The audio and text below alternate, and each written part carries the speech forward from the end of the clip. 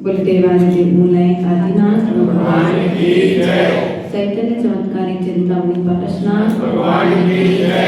ससनाय भगवान महावीर स्वामी की जय। आचार्य भगवंत कुंद कुंद देव की जय। आचार्य भगवंत विराट सागर जी महाराज की जय। आचार्य भगवंत विशुद्ध सागर जी महाराज की जय। मम दीक्षा शिक्षा दाता संयम प्राण प्रदाता आचार्य गुरु और विभव सागर जी महाराज की जय।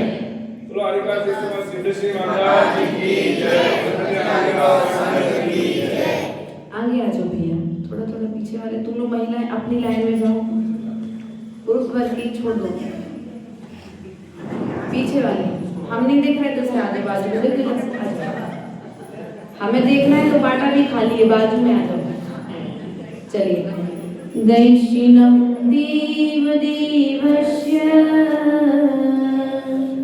दैशिनम पापनाशनम दैशिनम स्वर्ग सोपानम दैशिनम मोक्ष साधनम। पूर्वी की कारिकाओं के माध्यम से हम सभी ने यहाँ पर 5 पापों के विषय में सुना था। तो जिनेंद्र भगवान का दर्शन है वो पापों का नाश करने वाला है। पापों का नाश कब होगा, इस विषय पर हमने 2 क्लासों के माध्यम से हमारे पाप के ऊपर पर चर्चा हुई है। पाप 5 होते हैं। उन 5 पापों के अंतर्गत उनके भेद, उत्तर भेद बहुत सारे होते हैं और उन जितने भी उत्तर भेद हैं वे सब मूल रूप से 5 पापों के ही अंतर्गत पाप किए जाते हैं। तो जिनेंद्र भगवान के दर्शन से पापों का नाश होता है और स्वर्ग की प्राप्ति होती है। सोपान अर्थात स्वर्ग को दिलाने वाला है। किसको दिलाने वाला है? किस किस को स्वर्ग जाना है? ईमानदारी से बताना, स्वर्ग किस किस को जाना है? कौन है क्या भैया? स्वर्ग किस किस को जाना है? गर्मी लग रही है? स्वर्ग में गर्मी नहीं है, स्वर्ग में भूख प्यास भी नहीं है।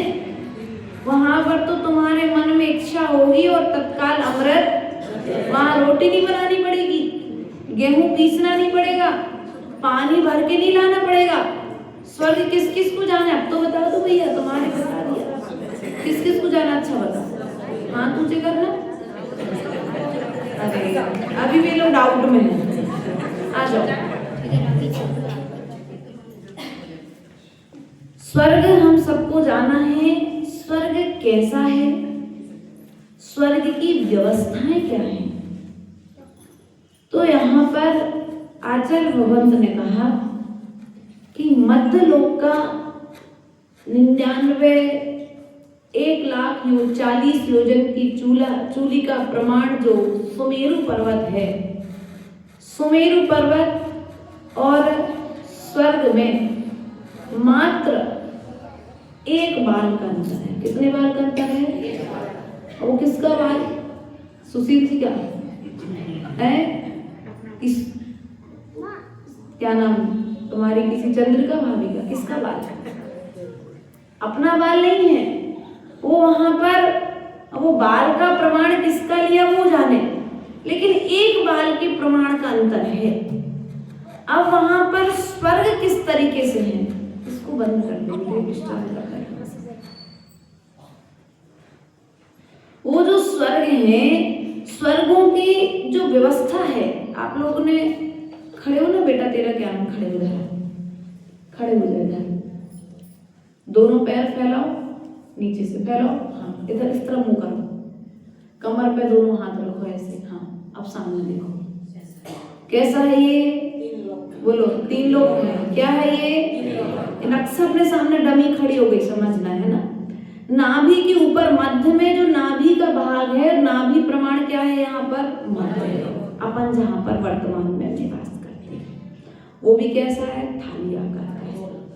उसके पश्चात में जो ऊपर की व्यवस्थाएं हैं वहां पर है 16 स्वर्ग। अब ये 16 स्वर्ग कैसे हैं? एक के ऊपर एक है या गोल में है कि चौकोर में है, किस प्रकार से इनकी व्यवस्थाएं हैं? तो यहाँ कहा सौधर्मेंद्र स्वर्ग पर सौधर्म स्वर्ग, फिर ईशान स्वर्ग, उसके पश्चात में सानस, माहेंद्र, ब्रह्म, ब्रह्मोत्तर, लांतव, कापिष्ट, शुक्र, महाशुक्र, सतार, सहस्रार, आणक, प्राणक, अच्युत। इस प्रकार से 16 स्वर्गों की व्यवस्थाएं हैं। इन 16 स्वर्गों में सबसे ज्यादा रिद्धि किसके पास में है? सौधर्मेंद्र किस किस को बनना है? बोलो तो। सौधर्मेंद्र किसको बनना है? एक। और क्यों सौधर्मेंद्र क्यों बनना है आपको? सौधर्मेंद्र ही क्यों बनना है? बल्कि सौधर्मेंद्र के पास में जितनी रिद्धि है, जितना बल है, जितना वैभव है, उससे ज्यादा वैभव ऊपर वाले देवों के पास में है। रिद्धि है, बल है, वैभव है, विक्रिया की अपेक्षा से, शक्ति की अपेक्षा से सबसे ज्यादा बल किसके पास है? 16 स्वर्ग के पास में है। भगवान का है कौन? सौधर्मेंद्र भविष्य में जाकर के भगवान बनेगा। तो क्या 16वें स्वर्ग वाला नहीं बनेगा? है कोई गारंटी नहीं है, लेकिन सौधर्मेंद्र का पक्का है कि सौधर्मेंद्र जाकर के भगवान बनेगा ही बनेगा। इसलिए प्रिय तो सौधर्मेंद्र बनने की भावना हम इसलिए रखते हैं कि सौधर्मेंद्र अपने वैभव के माध्यम से तीर्थंकर भगवान के समोषण लगाता है। भगवान के जन्म कल्याणक आदि के गर्भ कल्याणक के उत्सव के समय पर वह रत्नों की वृष्टि करता है। जब भगवान गर्भ में आते तब वह जाकर के माता की सेवा में देवियों को निहित करता है कुबेर इंद्र को आज्ञा देकर के। इसलिए हम वर्तमान पंचम काल में पंचकल्याणक आदि महोत्सव को देख करके बार बार ये भावना करते हैं कि भगवान मेरे जीवन में वो दिन कब आएगा कि साक्षात हम प्रभु को देख पाएंगे। चाहिए वो दिन भैया? वो दिन चाहिए कि तुम साक्षात भगवान को अपने हाथों में खिला पाओ। वो साक्षात दिन आपके जीवन में आए कि आप भगवान का समोषण लगा पाओ। तो अभी से प्रयास चालू कर दो। क्या? अभी से प्रयास चालू कर दो। जब तुम्हारे नगर में कोई साधु आए तो जैसे तुम भगवान का समोषण लगाना चाहते हो वैसा समोषण आज से लगाना प्रारंभ कर दो। एक दिन ऐसा आएगा कि जिन मुनिराज का आज तुमने समोषण लगाया है, जब वे मुनिराज केवल ज्ञान को प्राप्त होंगे तो उनका भगवान रूप में समोषण लगाने का मौका तुमको मिल जाएगा। और एक बार तुम मुनिराज का समोषण लगाओगे, भगवान का समोषण लगाओगे, एक दिन तुम्हारे जीवन में ऐसा आएगा कि तुम्हारे जीवन में भी समोषण, तुम्हारा भी समोषण लग जाएगा। वह सौधर्मेंद्र वह वहां स्वर्ग में रहने वाले देवों की स्थिति देखिए कि स्वर्ग में किसी भी तरह की आकुलता नहीं है, किसी भी तरह की व्याकुलता नहीं है। तुम्हारा ये चूना मिट्टी का मकान है, वहां पर रत्नों के मकान है। कैसे हैं? रत्नों के महलों जैसे मकान है। वे एक बार विचार करते विक्रिया के बल पर तुम्हें तो गाड़ी में पेट्रोल डलाना पड़ेगा भैया रितेश, तब तुम आ पाओगे मंदिर तक। लेकिन वहाँ पेट्रोल नहीं डलाना। हाँ तो एक देव को आज्ञा देना, हाँ चलो बन जाओ वाहन, मुझे नंदीश्वर की वंदना करने जाना है। आज्ञा देना पड़ेगा, बस चलो मुझे आज पंचमेरु की वंदना करने के लिए जाना है। तो तत्काल दूसरा देव जो तुम्हारी सेवा में लगा वो वाहन बनेगा और तुम उसकी पीठ पर आरूढ़ होकर के जिनालयों की वंदना करने जाओगे। इसलिए यदि स्वर्ग जाना है, स्वर्ग जाना भी इतना आसान नहीं है। ध्यान रखना, खूब पूजा करना, लेकिन पूजा करते करते यदि प्रमाद कर रहे हो तो पूजा का फल मिलने वाला। क्योंकि एक बार कहते हैं जिनेंद्र भगवान का जो दर्शन है, ये दर्शन सम्यक दर्शन को देने वाला है। किसको देने वाला है? पीछे वाले भैया लोग, आज तो बहुत लंबी कतार हो गई, हमको भी नहीं दिखा। क्या ये जिनेंद्र भगवान का जो दर्शन है ये तुम्हारे लिए स्वर्ग को देने वाला है, लेकिन कब? तुम दर्शन करते हुए स्वर्ग की चाह मत रखना। क्या? निःशंकित और निकांक्षी। क्या कहा? शंका रहित होकर के। कैसे भैया, भरत भैया? शंका रहित होकर के धर्म करो। देखो तो उस पक्षी ने, जटायु ने सीता के कहे अनुसार नमोकार मंत्र पर श्रद्धान कर लिया। उस जंगल के राजा शेर ने, जो मांस जिसका भोजन है, उस शेर ने मुनिराज के कहे अनुसार मांस भक्षण का त्याग कर दिया। वह स्वान, जिस स्वान ने जीवनधर कुमार के श्रीमुख से नमोकार मंत्र सुना और श्रद्धान किया, और श्रद्धान के बल पर वह स्वान भी स्वर्ग चला गया, देव हुआ। कहाँ का देव हुआ? घर का? स्वर्ग का? बताओ, किसके बल पर गया? स्वर्ग जाना है कि नहीं जाना है? अपनी बात पर अडिग तो रहो। स्वर्ग जाना कि नहीं जाना है? सबको स्वर्ग जाना है, लेकिन स्वर्ग जाने के लिए स्वर्ग के जैसा पुरुषार्थ भी तो करना पड़ेगा। जैसे उस स्वान ने विचार नहीं किया कि जीवनधर कुमार कह रहा है कि रात्रि भोजन रात्रि पानी का त्याग कर दिया, उस स्वान ने उसे अर्ध मृतक अवस्था में भी उस पूर्वा भील का जीव, जिसने कौए के मांस का खाने का त्याग कर दिया, वह एक बाघ जिसने मुनिराज के उपदेश से रात्रि भोजन का त्याग कर दिया, वह बार बार जाता बावड़ी में, और जैसी बावड़ी में अंदर जाता तो अंधेरा दिखता। कहानी तो सबने सुनी है और स्मरण भी सबको आ गई, लेकिन आचरण उस त्रयंच गति के जीव से भी श्रेष्ठ हमारा आचरण है क्या? देखो तो भैया, उस सूकर को स्वर्ग जाने में समय नहीं लगा। सुअर जो घर घर की दरवाजे के बाहर, नालियों के बाहर पड़ा हुआ मल खा रहा है। पता है सुअर कौन बनता है? बताओ, बनना है एक बार तो जो काम करते त्याग करोगे है? राग द्वेष जो दूसरे की अपने मुख से बुराई करता है ना, वो जाकर के सुअर बनता है। क्यों? गंदे शब्द बोलना क्या है? गंदे शब्द जो हम बोल रहे हैं वे तो मल हैं। राग द्वेष के वशीभूत होकर के, जो द्वेष के वशीभूत होकर के हम क्रोध मान माया लोभ के आवेश में आकर के जो शब्दों का प्रहार कर रहे हैं वे मल हैं, और जो अपने मुख से मल निकाल रहा है उसे एक दिन द्वार द्वार जाकर के मल खाना पड़ेगा। क्या बनेगा? अपन को तो बनना नहीं है, क्योंकि अपन तो ऐसा काम, किसी की बुराई अपन तो सुनते भी नहीं है, और तुम स्वर्ग जाने में समय लगने वाला। तो हंसी आ रही, क्या हो गया? डाउट लग रहा है क्या? देखो, सबको अपनी अपनी हकीकत पता है कौन क्या करता है। अपन को स्वर्ग जाना है तो स्वर्ग जाने के लिए पहले जो भीतरी जो गलत आदतें हमने भर करके रखी संस्कार रूप में, उन गलत आदतों का हमें त्याग करना पड़ेगा।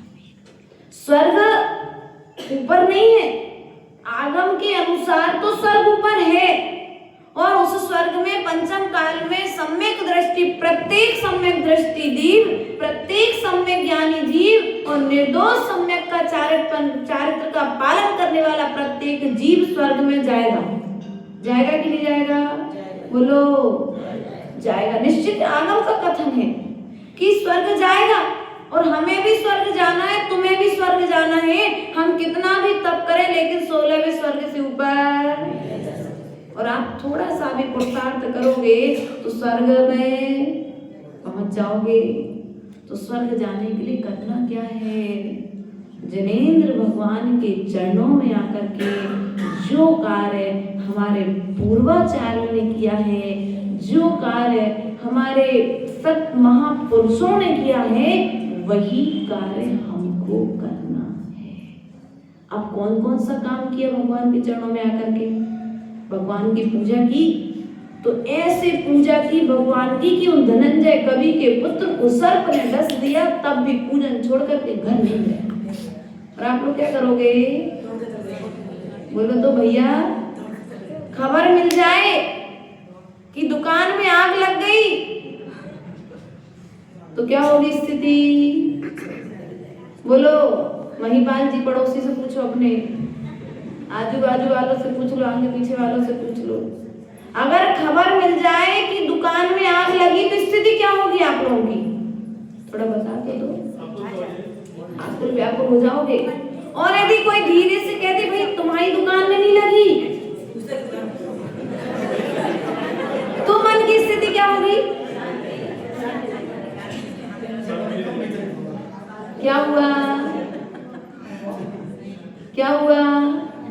आग तो लगी, बस इतनी बात कही थी, नौकर ने आते हुए दुकान में आग लग गई, आपने आगे की बात सुनी नहीं, रोना चिल्लाना चालू कर दिया। उसने कहा सेठ जी पूरी बात तो सुन लो। सेठ जी बोले दुकान में आग लग गई, अब क्या हम आपकी पूरी बात सुने? लेकिन फिर भी वो सेवक माना नहीं, उसने जबरदस्ती सेठ जी को जैसे तैसे रोना उनका बंद कराया और कहा सेठ जी अपनी दुकान में नहीं लगी, पड़ोसी की दुकान में लगी। सेठ जी का रोना, उन सेठ जी में से हम भी कोई एक सेठ जी, हमारा नुकसान नहीं होना चाहिए, पड़ोसी का कितना भी नुकसान हो जाए, और हमें यदि दूसरे का बुरा सोच रहे हैं तो स्वर्ग जाएंगे क्या? बोलो, स्वर्ग चलना है तो सब स्वर्ग चलेंगे, लेकिन दूसरे का बुरा करके स्वर्ग जा पाएंगे क्या? स्वर्ग कैसे जाओगे? जैसे हमारे महापुरुषों ने किया है पूर्व में कि देखो राम ने वनवास में जाना स्वीकार कर लिया, लेकिन भरत से विरोध नहीं किया, माँ से अपशब्द नहीं कहे, पिता से अपशब्द नहीं कहे। जिसका सुबह राज तिलक होने वाला था वह पुत्र, कितने सपने उसने देखे होंगे राम ने। क्यों माँ? सुबह ढूंढ का कार्यक्रम हो रहा हो, तुम्हें अभी हुआ ना, एक एग्जाम्पल लेना, सुबह तुम्हारे बच्चे की सगाई हो रही हो और रात को खबर आ जाए कि नहीं भैया हम लोग को लड़की पसंद, स्थिति क्या होगी? व्याकुल व्याकुल, परिणाम में व्याकुलता। लेकिन राम ने क्या विचार किया? मेरे भाग्य में यदि होगा तो मेरे पास में भाग करके आएगा, और मेरे भाग्य में नहीं है तो घोषणा होने के बाद में भी सब कुछ कैंसल। लेकिन इस तत्व की, श्रद्धान की, इस आगम की बात पर हम विश्वास कितना करते हैं? यदि इस आगम की बात पर हमने राम की तरह विश्वास कर लिया तो हमें मोक्ष जाने में समय लगेगा क्या? स्वर्ग जाने में समय नहीं लगेगा ना। अपन सबको स्वर्ग चलना है, स्वर्ग जाना है, तो स्वर्ग जाने के लिए सबसे अच्छा उपाय है जिनेंद्र भगवान की पूजा। क्या है? बोलो, जिनेंद्र भगवान की। बादीराज स्वामी एक ही भाव स्त्रोत के रचयिता, स्वर्ग में है, मिलना है? बोलो, मिलना है सबको? हो तो कह दो हो। अगर मिलना है तो क्या करो? बोलो तो एक बार अपने जीवन काल में उस एक ही भाव स्त्रोत को पढ़ लो, एक बार पढ़ लो। कल्याण मंदिर के रचयिता आचार्य भगवंत कुमुद चंद्र स्वामी स्वर्ग में है। कहाँ पर है? इस समय सार ग्रंथ के लेखक कुंद स्वामी स्वर्ग में है।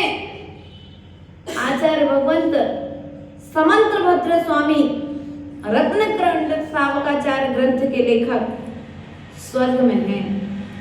तो लेखन करने वाले सब स्वर्ग जाते हैं क्या? बोलो, तुम लोग लेखना चालू कर दो कल से।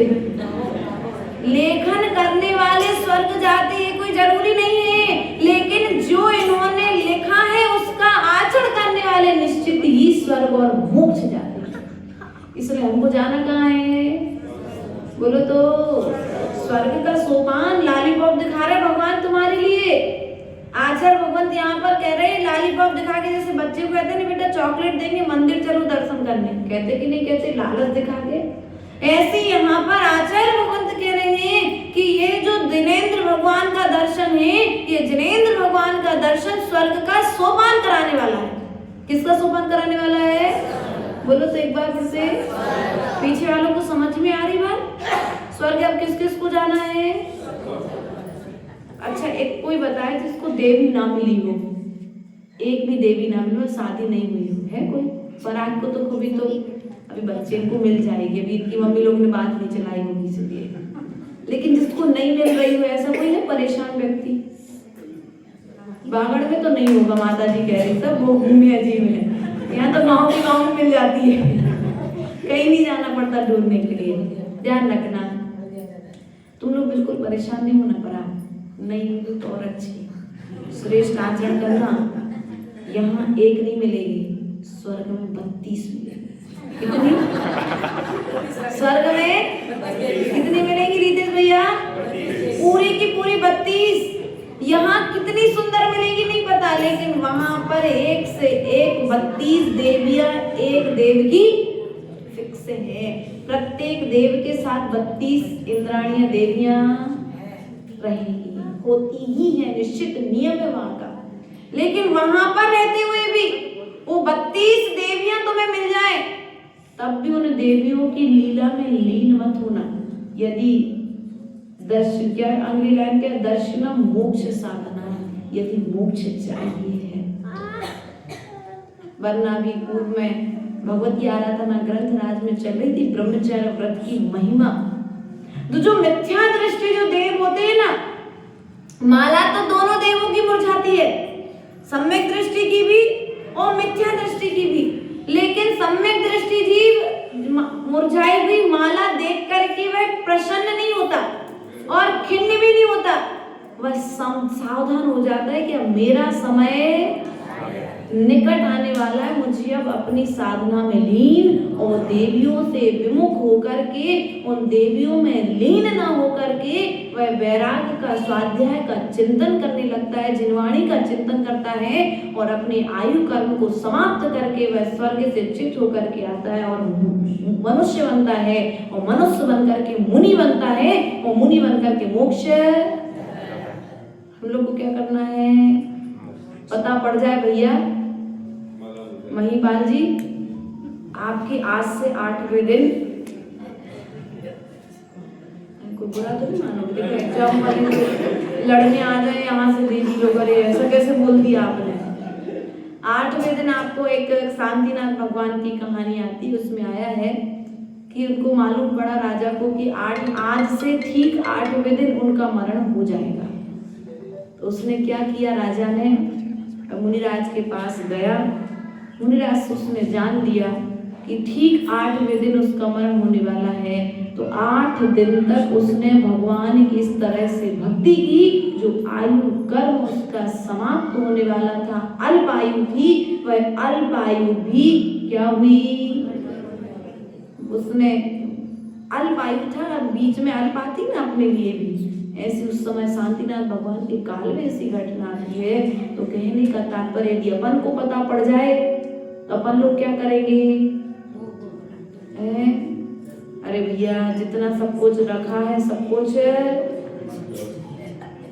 अरे 8 दिन शेष है, पत्नी अच्छा अच्छा भोजन बना के खिलाएगी भी, 8 दिन की जिंदगी सब कुछ खा के जाओ, है बच्चे अच्छी सेवा करेंगे सुबह शाम, बहू में बिल्कुल वो 8 दिन की जिंदगी ऐसा लगेगा यार स्वर्ग में क्या, सुबह घर में ही स्वर्ग आ गया, ऐसे लगेगा ना कि नहीं लगेगा। इसलिए तुमने किसी के बिछुड़ने की खबर सुनी और तुम्हें क्या हुआ, धरती पे घर में ही स्वर्ग। अभी हम लोग रास्ते में आ रहे थे इंदौर से, क्या उस परिवार में उस माँ की सेवा हो रही थी, 4th स्टेज का कैंसर उसको हो गया, परिवार को मालूम पड़ गया। गाँव का 1 या 2 घर की समाज है, श्वेतांबर समाज ज्यादा है, इंदौर और छोटी सरवन के पहले है कोई छोटी शैला एक ही घर है, एक दो घर है, जैन समाज के ज्यादा घर नहीं है, और एक छोटा सा मंदिर है, बहुत प्राचीन मंदिर है, शीतल धाम के बाद शायद है ना। तो हम लोग वहां पर हो गए, एक माँ को चौथी स्टेज का कैंसर, परिवार वाले क्या देवरानी जेठानी जो सालों साल नहीं बोली होंगी, जैसे ही मालूम पड़ा देवरानी को चौथी स्टेज का कैंसर, बड़े सब हाव भाव एक साथ एक कमरे में, जहाँ पे घर अलग अलग हो गए, परिवार अलग अलग हो गए, व्यापार अलग अलग हो गए, और बढ़िया अब क्या हुआ, कैंसर की खबर सुनी तो सब अरे भैया, जितना तुम मरने की खबर सुनने से तुम प्यार दे रहे हो एक दूसरे को, उतने यदि जीते जी प्यार दोगे तो कभी मरने की नौबत नहीं आएगी।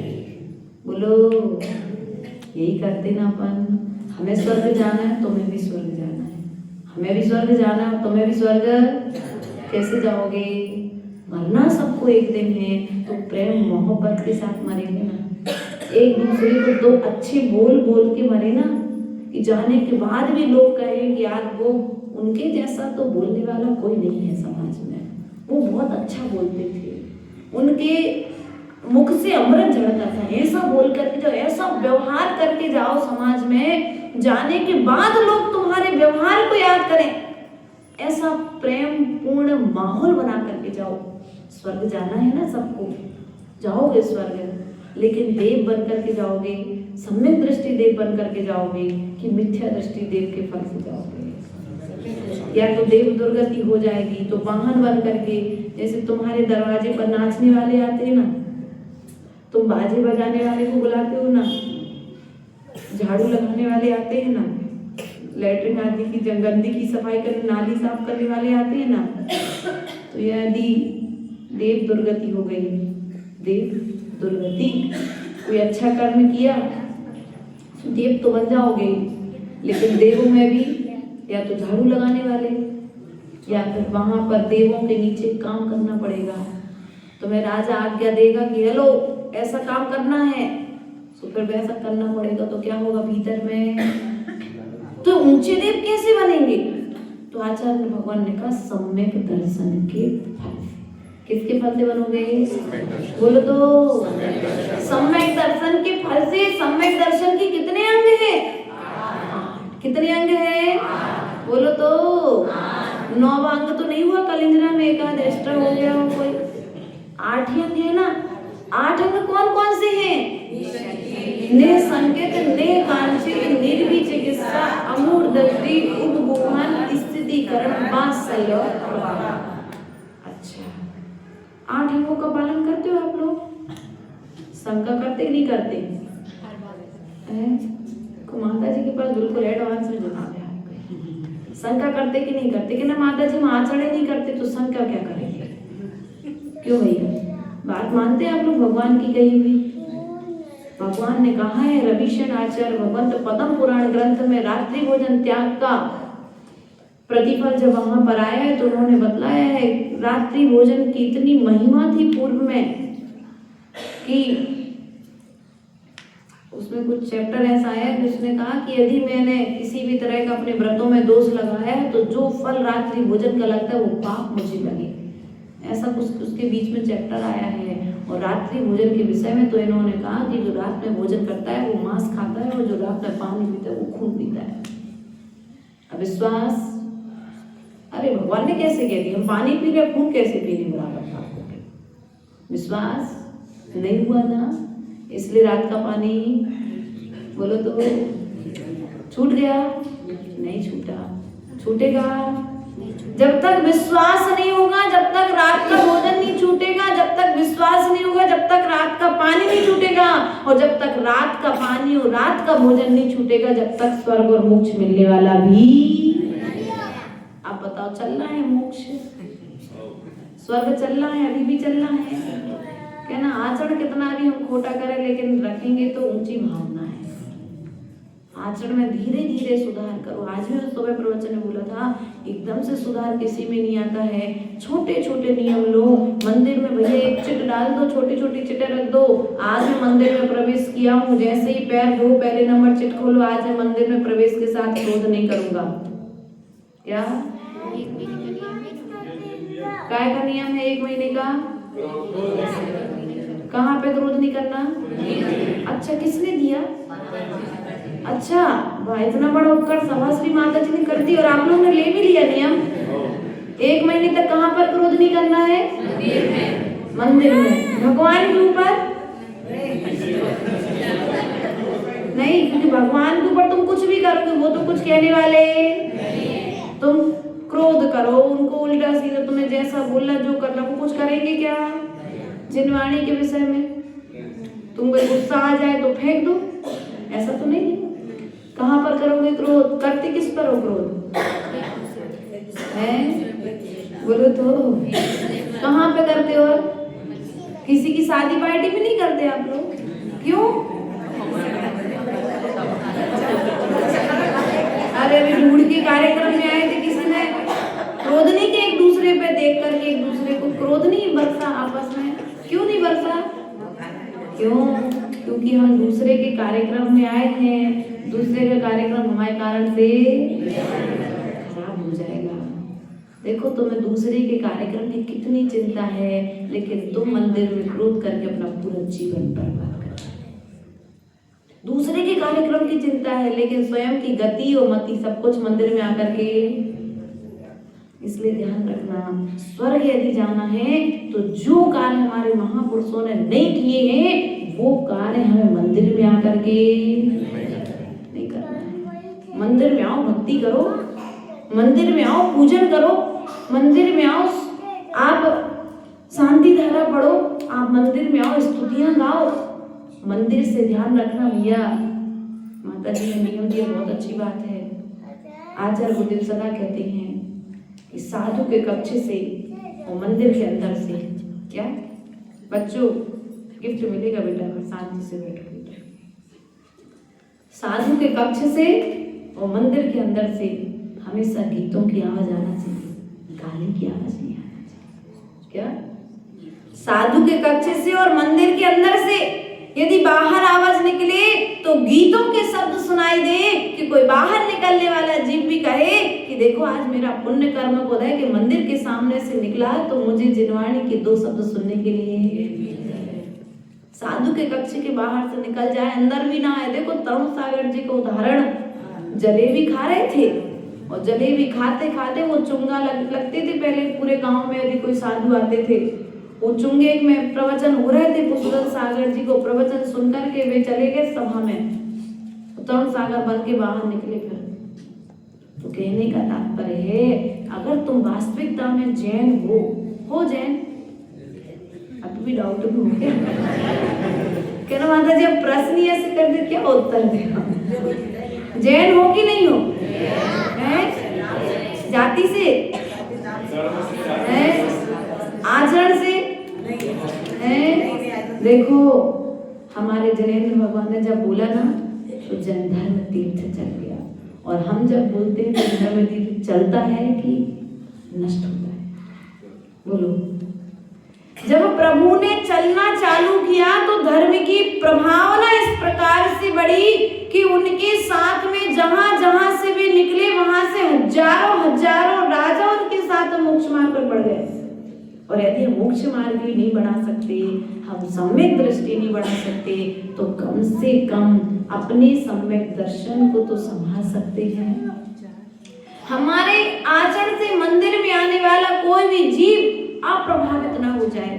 प्रभाव ना करना चाहते हो आप लोग? भैया महिपाल जी, महिपाल के आगे क्या नाम भैया? रितेश के पीछे वाले हैं? आपकी थी वो बच्ची का जो कार्यक्रम था, आपकी पोती थी। कोई झगड़ा तो नहीं? क्यों नहीं झगड़ा? आपका सबसे अच्छा प्रेम व्यवहार था, है ना? इसलिए ध्यान रखना, कभी भी हम ऐसा कह रहे थे आपसे कि प्रभाव न करना यदि चाहते हो तो प्रभाव न करने के लिए तुम्हें एक नियम लेना पड़ेगा कि मैं अपने जीवन में कभी जिनालय में आकर के ऐसा कोई काम नहीं करूँगा। कोई दूसरा एक यार कहाँ आ गए, मंदिर में आकर के भी सब कुछ होता है तो अपना मंदिर ऐसा काम करो।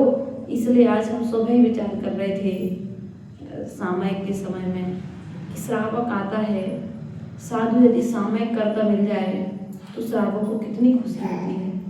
क्यों भैया, आप हमारे कक्ष में आओ और 12 बजे 12:30 बजे और हम सामयिक कर रहे हो, आपको कैसा लगेगा? यदि सम्यक दृष्टि श्रावक होगा ना सुशील जी, तो बड़ा प्रफुल्लित होगा कि आज मुझे सामयिक मुद्रा में साधु के दर्शन हो गए। स्वाध्याय करते समय मिल जाए तो आज मेरा पुण्य कर्म को दया आया कि महाराज मुझे स्वाध्याय करते हुए मिल गए। और यदि वहीं पर आओ तो और हम बातें करते हुए मिले तो अरे जब जाओ तब माता की बातें करते मिलती है, लोग क्या होंगे, कर जाएंगे, आएंगे क्या? इसलिए जब भी तुम लोग मंदिर में आकर के बैठो तो ऐसे बैठो, बगला भक्ति नहीं। ऐसा नहीं कि पहले तो बड़ी आराम से झपकी आ रही थी, जैसे देखा अरे कोई आ रहा है तो बढ़िया रीढ़ की हड्डी सीधी, आंखें करते हो क्या? ऐसा नहीं करना। दिखावे की जिंदगी हमने अनादिकाल से जी है, इसलिए हमारा सम्यक दर्शन आज तक मुझे प्राप्त। एक भी भाव में अनंत अनंत काल 84 लाख योनियों में भटकते भटकते एक भी भाव में मुझे, देखो माँ को कितनी अच्छी नींद आ रही है। बस यही गलती की हमने कि प्रभु का समोषण चल रहा था और समोषण में भी हमारा प्रमाद बताई थी ना पूर्व में कहानी। एक सेठ जी को नींद नहीं आती थी, नींद नहीं आती थी तो नींद का उपाय क्या है भाई? उन्होंने पूरे डॉक्टरों को दिखा लिया लेकिन नींद नहीं आई। क्या करें अब, क्या करें? तो संघ में एक संत निवास में एक साधु महाराज आए थे। उनने कहा चलो, साधु महाराज ने कहा हमारे प्रवचन में आया करो। तो भैया सेठ जी रोज जाते हो मंदिर में, जैसे तुम्हारे यहाँ खंबे बने ना, एक खंबे से टिक करके बढ़िया। लोग सोचते यार देखो व्यक्ति कितना बिगड़ा था, सुधर गया, बिल्कुल टाइम टू टाइम प्रवचन में पहुंच जाता है, लेकिन पलट के कोई नहीं देखता कि क्या करता है। लेकिन कुछ दिन बाद महाराज का बिहार हो गया, प्रवचन नहीं हुए, बिहार नहीं हुआ, महाराज के प्रवचन नहीं हुए। सामने वाला बड़े परेशान कि बिना गोली खाए नींद की मेरा काम हो रहा था। अब महाराज को लोगों ने कहा भाई बात क्या है? बोले वो इसलिए कह रहा है क्योंकि मुझे गोली नहीं खानी पड़ती थी, जैसे ही महाराज का प्रवचन चालू होता था मेरी नींद का उपाय। ऐसे कहीं हमारे यहाँ के ऐसे लोग तो नहीं है ना। स्वर्ग किस किस को जाना है? पक्का में जाना है। स्वर्ग जाना सस्ता है क्या? बिल्कुल सरल है, बहुत सरल है। जो टेढ़ी चाल हम चल रहे हैं ना, वो जो टेढ़ा स्वभाव हम लेकर के चल रहे हैं ना, जो गलत आदतें हम लेकर के चल रहे हैं ना, जो गलत कर्म हम कर रहे हैं ना, बस उन गलत चीजों को छोड़ दोगे। जो अच्छे कार्य हमारे योग बताए गए हैं, 6 आवश्यक कर्तव्य। कितने कर्तव्य हमारे भैया? कितने कर्तव्य हमारे? 6 आवश्यक। कौन बताएगा 6 आवश्यक कर्तव्य कौन कौन से हैं? बताओ, पीछे मान से बताओ, खड़ी हो। ओम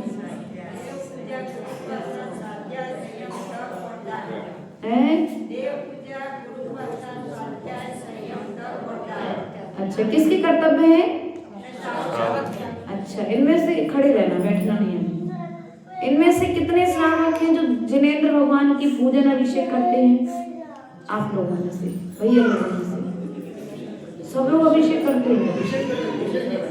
पूजन क्यों? बाहर आता है पूजन करने में, समय नहीं रहता, दुकान का समय हो जाता है। भैया ये पूजन करते हो, आप अभिषेक करते हो। देखो सुनो, आपने 6 आवश्यक कर्तव्य बताए हैं। 6 आवश्यक कर्तव्यों से आप लोग कितने आवश्यक कर्तव्यों का पालन करते हो? बोलो। स्वर्ग जाना है ना, तो सीधा सीधा उपाय बताते, कुछ भी मत करो, निर्दोष तरीके से अपने 6 आवश्यक कर्तव्यों का पालन करना प्रारंभ कर दो, तो श्रावक पर्याय से तुम स्वर्ग चले जाओगे। तुम्हें साधु बनने की जरूरत। बोले भगवान महावीर स्वामी परम पूज्य आचार्य गुरुवर ईश्वर महाराज जी की